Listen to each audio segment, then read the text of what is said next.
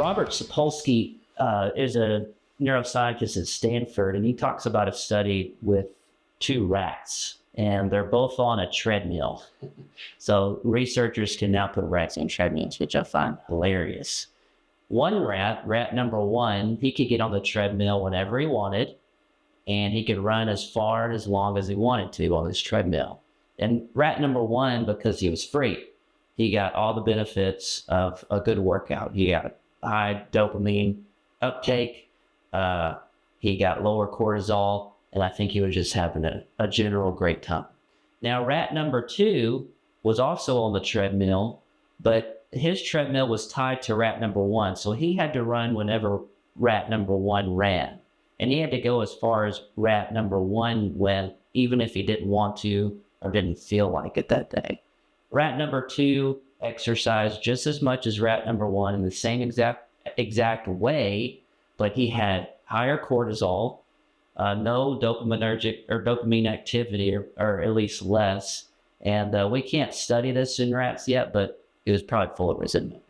So this is a study that really speaks to what Chip and I are going to talk about in this session, which is if a child has lost its freedom to be who God made the child to be, then the child will have less emotional resilience. The child will have more cortisol, or in other words, we say more anxiety in life, and the child will have less ability to be stretched, and then because life is stressful, but be stretched and then come back to the child's true shape, and to, as Proverbs 22 says, the depth of the way the child was made to go. So I hope you enjoy the clip today. Thank you. Okay, I wanted to read Proverbs 22:6 for us to get started. This is a verse that I remember reading growing up, like, oh, that's a lot of pressure.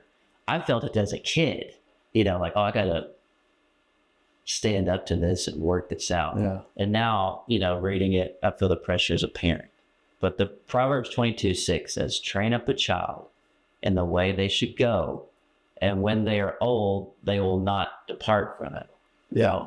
And so it's this great fear that we have as parents. Like, am I going to do, as Winnicott says, a good enough job to get my child raised so that they can leave home and be good enough, successful enough, likable enough, healthy enough to where they'll be okay. And a reflection of my good job. Yeah, on me. Yeah. That's right. Even though we want good Yes. for them at 100%. Mm-hmm. So what is that? So we're saying that verse, if used improperly, understood poorly, it develops a resilience of performance. Yes. Even a resilience of looking to others to see what my grade is. Because raise up a child based upon these rules, Right. this potential conformity, this recognition of the values and what's valued is what I think of you. And then when you get older, you won't depart from what you've learned, the rules are, and how you succeed. Yes. How to obey. But what does the passage really mean? Because we know that God's not looking for conformity, he's looking for us, right? So what does that passage really mean? To train up. Yeah, I'm looking. There's a monster right behind you. That's right. Oh, yeah. A moss pole in the middle, and I'm training it up the pole with the bands on it. And the way I train up that moss plant is different than the way I train up my lucky grass at home, which is scalp it every year. Take out the brown. Yeah. It grows back. Yeah.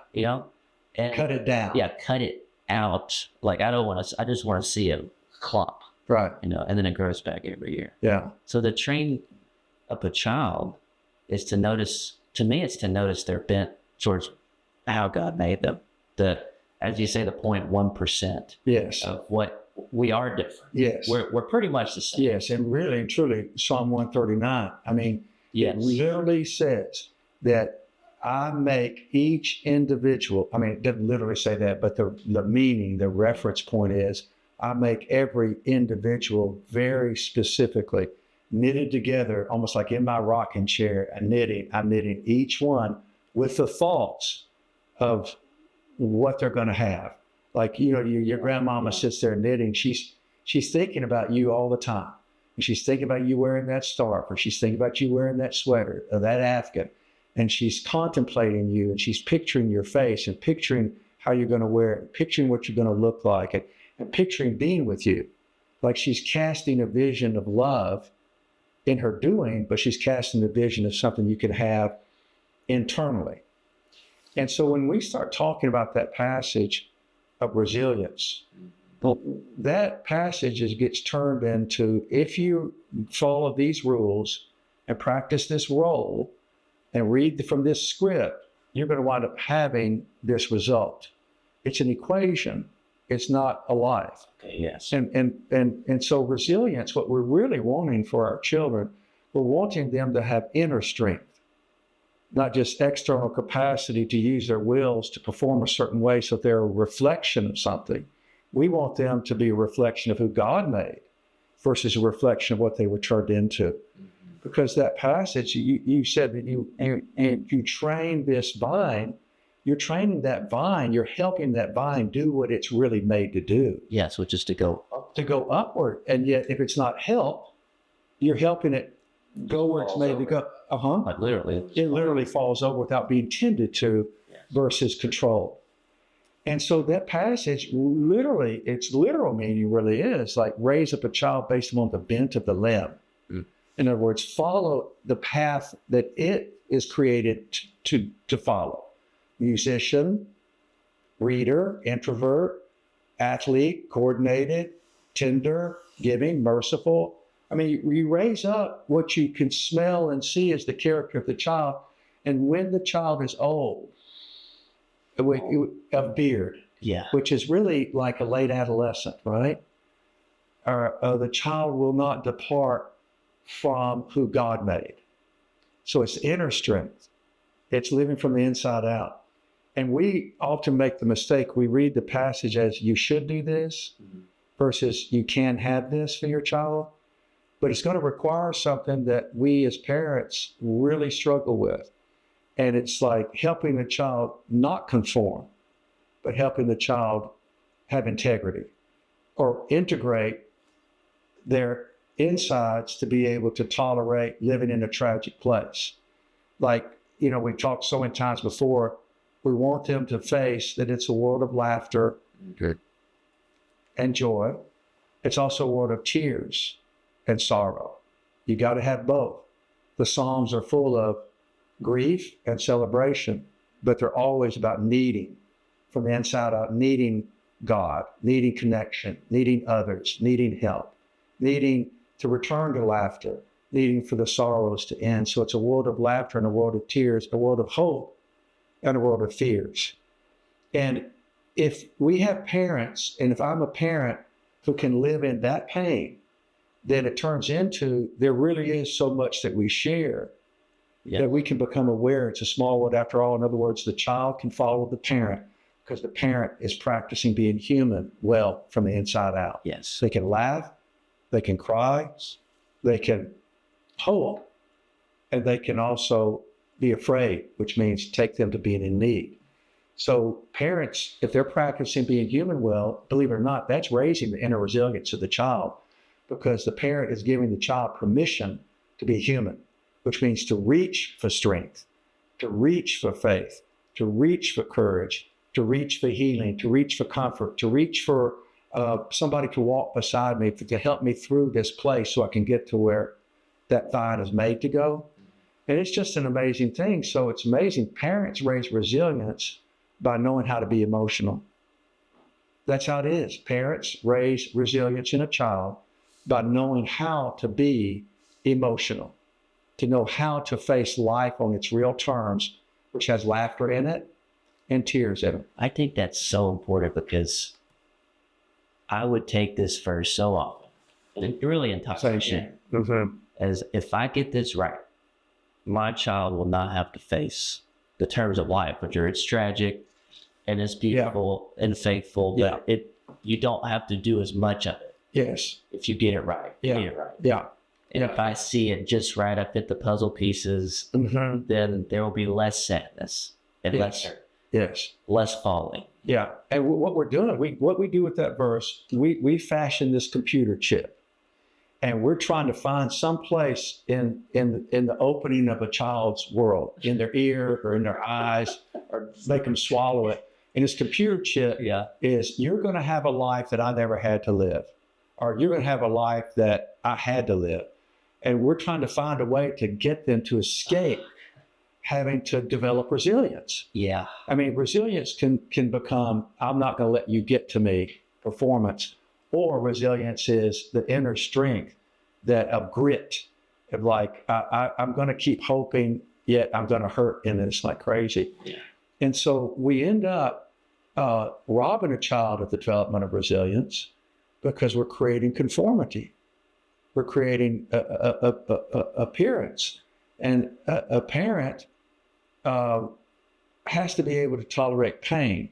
And there are two messages that a parent will deliver to a child to say, I can't tolerate pain. They're going to tell the child, you can be anything you want to be, which is like, if you want it badly enough, which sets the child up to say, I must not have wanted it bad enough. I must be weak. Yeah. Okay. Because what a terrible message to say you can be anything you want to be, because you can't. I mean, I want to, I remember this kid in Sonia's Sunday school class. So what do you want to be when you grow up? He said, I want to be a countertop. But that's everybody.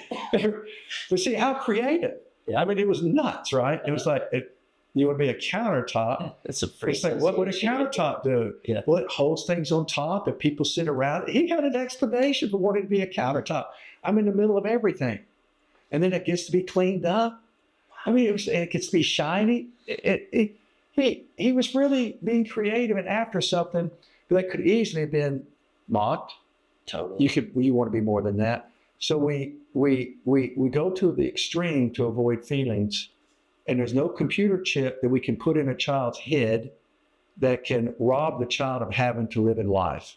And we're trying to tell our children, we can raise you in a place that you don't have to go through the same things we had to. But every human being has to go through the same things we have to: laughter, tears, hope, fears, right? And so in some ways, if we tell a child you can be anything you want to be, we're harming them. If we tell a child don't get your hopes up, we harm them on the other side. And the thing is, I want you to always dare to hope, even though that hope is often a dangerous thing. In other words, you're going to get sad, you're going to feel hurt. Sometimes you're going to feel lonely because what you're in pursuit of, others don't see. Yeah. But I want you to know, child, you always have a place to come home to talk about what it's like. Because I get that life is not something that we're going to scale up to and achieve and conquer, nor is it something that is going to take away our hope. So you always have a place to come to talk about, I'm lonely, I'm scared, I'm hurt, and so on and so on. Yes. So that is honestly raising up a child based upon how the child is made, because the parent can tolerate the struggle and actually be curious about the child wanting to be a countertop. Yes. And like ponder it. I go, slow down. Yeah, yeah. Like, well, what do you need? What I was talking about, what would a countertop be like? And play with it. Uh-huh. And another thing that we've really missed on, I think, and this is to me one of our great tragedies. And I think how you were raised too. We need to give this back to our children as quickly as possible, because they're being robbed every day of something we got to do, and we need to set them free again. So children's imaginations are being stolen from them. Yes. Every day. Yes. Because they're kept from being in the dirt. Children are now guided away from being in the dirt. Do you remember Beth Ann is, one of the new therapists here, and I remember Sonia and I, y'all had helped her move in, and I got to escape that, But then Sonia and I took them like a, welcome to Tennessee gift, took them some groceries and stuff like that. Yeah. And then, I met Eric, he comes out, and then these 5 puppies come tumbling out the front door. And there are 5 children. It's over. Yeah, and it's like, there's a guest here. Who are you? What are you doing here? And Beth Ann's like, well, this is so-and-so, you know.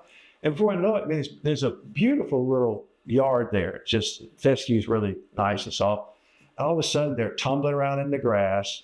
They're falling forward. They're kind of going, look at me, look at me. And it's like, you know, they're kind of pushing and shoving and yet petting and rolling and doing, and they're in the dirt. And we have developed in our conformity and our fears multiple ways of us controlling our children so that they stay in this line and they're kept from pain. They're kept from experiencing things that aren't controlled.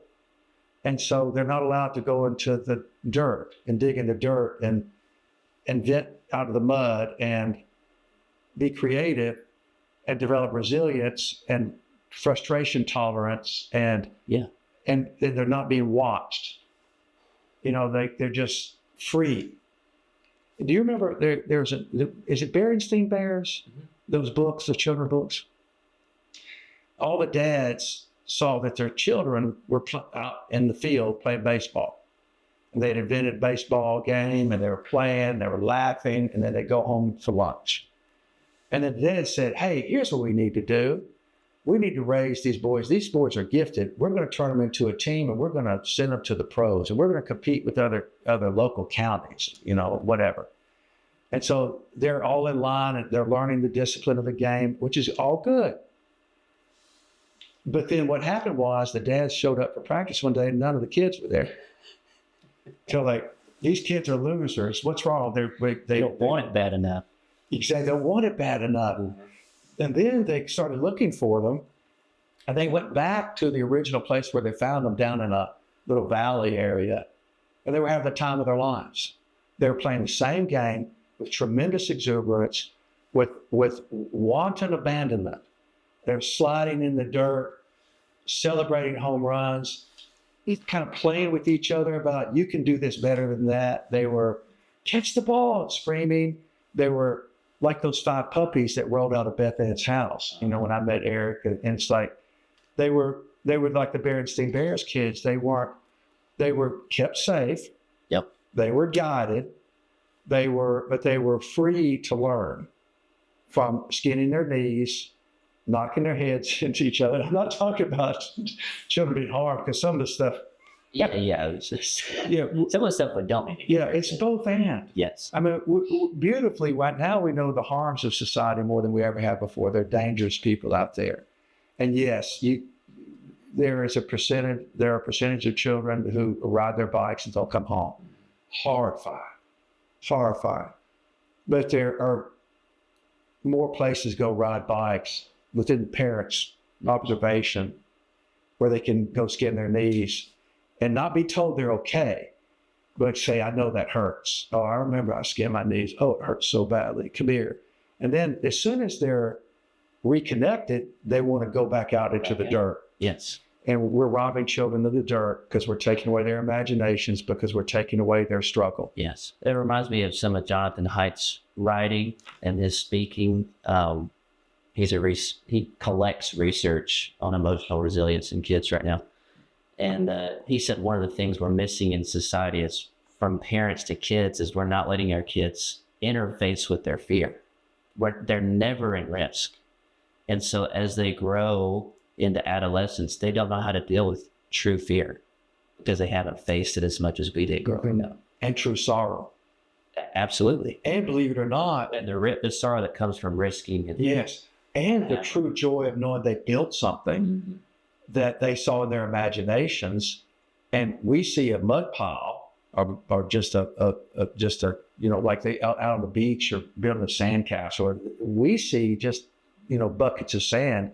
They see a castle. Yes. A little seaweed sticking out in shells. They see a moat. Yeah. I mean, they see a life. Yes. Being envisioned for a future. Yes. And so when we try to, you can be anything you want to be if you work at it. So the parent gets in there and starts doing for them. Or, hey, you know what, that's not that good. Or you could do better than that. Don't get your hopes up. Mm. And that way you won't have to have feelings. I remember William, when he was little, he my youngest son, he said, I want to make mom a box. So we were in the shop and we were doing the cedar stuff. And then I knew it because there were things he couldn't do. I built the box. And he's watching me build the box. And he taps some of the nails in. Yeah. And he tells me, I want it to look like this. Yeah. And then after I finished the box, he said, Dad, now I want to build a box. I'm like, we just built the box. Like, Dad, I didn't build a box.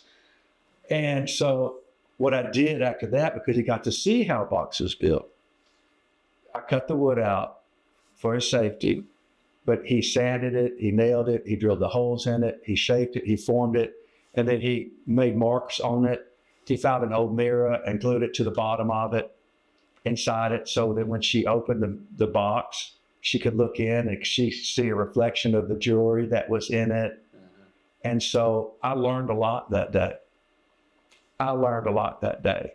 My son taught me a lot that day, but I was open to learning. I was open to listening to his feelings. And I'll just say, honestly, he did for me what I didn't know how to do for me, but my openness increased my resilience, my trust, my capacity to let the tree limb go where it's made to go, with me supporting and watering and making sure the sunlight hits it and weeding around it. But I don't control the tree. And God controls the tree. And we need to be able to give our children, through our hopes and dreams, but also our laughter and tears and us acknowledging our fears. And our children will really be okay because they'll be in God's creation and they'll be in God's hands. But it's hard to trust God's hands. You know what I'm saying? Yes. So that makes sense. Yes. Okay. So, but I love when you talked about Winnicott's good enough parent. And to me, that's a great way to close, because in that is a promise that emotional resilience in a child will come from the parent being a good enough parent. Yes. So share that again. Well, the phrase is hilarious to me, because in our society now, it's a good enough parent means like, well, I'm trying to be perfect. Yeah, a BB minus. Right. It's like, what is the passing grade? You know, when I was doing my doctorate work, everyone around was trying to get A's. And I was like, hey guys, this is a terminal degree. It doesn't matter. And they're like, huh? It's kind of like, what's good enough for this to succeed and for us to do well and keep going? And he coined that term for parents, is that there is a level of good enough parenting that has appropriate amount of challenge, which is the risk we've been talking about, building resilience, and enough support at the same time, which is the emotional connection piece. Yeah. Yeah. And he said, if a parent is willing to let their kid risk, watch them fail, be with them, and support them throughout it, and give their own stories. Like, oh, I remember when I struck out. Yeah. That kind of stuff. It's like, you're going to be okay is not as helpful as I remember. Yes. And if a parent can do that, even in the tough moments, they're going to be doing good enough. And then they're going to fail. And then he says they got to repair. Yeah. After that. Yeah. So pretty good. Pretty good. Hey, that's how we'd say it. Yeah. Pretty good parent is a B parent. And so, like, it's like permission to learn. Plus. Yeah. Which is, I'm having to practice life. I'm having to learn life still. And that's a path for the child to have a place to go. Yeah, if we were perfect, our kids would be weak because they wouldn't have anything to rage against or grow against or lean against. Yeah. And it's a tough thing to face. That pretty good is scary, because we don't want our children to know what we don't want to know ourselves, that life is tragic and it is scary and lonely. And if a child doesn't have a place to go to take the tears of tragedy and the struggle of loneliness and a place to go with sadness, then the parent's not good enough to raise a resilient child. And so the parent's capacity to actually be resilient with their own hearts and learn whatever it takes to be resilient is what the child needs. And B means you're learning. C plus means you're just doing that well that day. But A is a bad place to go because it's about performance, not about experiencing and learning and caring, really, ultimately. Yeah. So we just need to be good enough parents. Yes. Yeah, just good enough. Which means be me. It's Yeah. amazing. Freedom to practice. Yeah. That's good. And then that child will become not what the parents wanted, but that child will become who God made. It's the truth. Because they get in the dirt of creation and learn how to form it, burn it, build with it, and get dirty in it. Yeah, if I don't know my child's bent the way God made them, then I'll put them in mind. And That's I'll well said. That's well said. Yeah, my will. Yeah, my will get them in. Thank you. I thank you. I'm glad we're doing this. Yeah, me too. Thanks, Colton. Thank you so much for joining us today. We love talking to you about what we care about. And our mission is to help people see who they were made to be so they can do what they're made to do. And these conversations are a part of that. We want to give you a free resource and an encouragement for your day. So on behalf of Dr. Chip Dodd and myself, we're just glad that you're watching and hope you're encouraged. I do want to talk for a second about our intensives here at the Voice of the Heart Center. These are 2 to 3 day experiences where people come in from all over, well, really all over the world. We have people coming from different countries and all across the U.S. to get what we have here, which is a deeper understanding of what you're feeling and what you're needing and what your desire is and how to handle that and what your longings and hopes are. In other words, what's the bright, beautiful tomorrow that we all want, but we're scared to really take hold of and grasp. So if you're interested in coming to work with us, intensives are a great way to do that. We do a tremendous amount of work in a very short amount of time. So as our team grows, we're offering more and more intensive dates. If you're interested or want more information about our intensives, please go to our website and click on the intensives tab, and you'll find more information there. And just let us know. We'd love to speak with you. Thank you.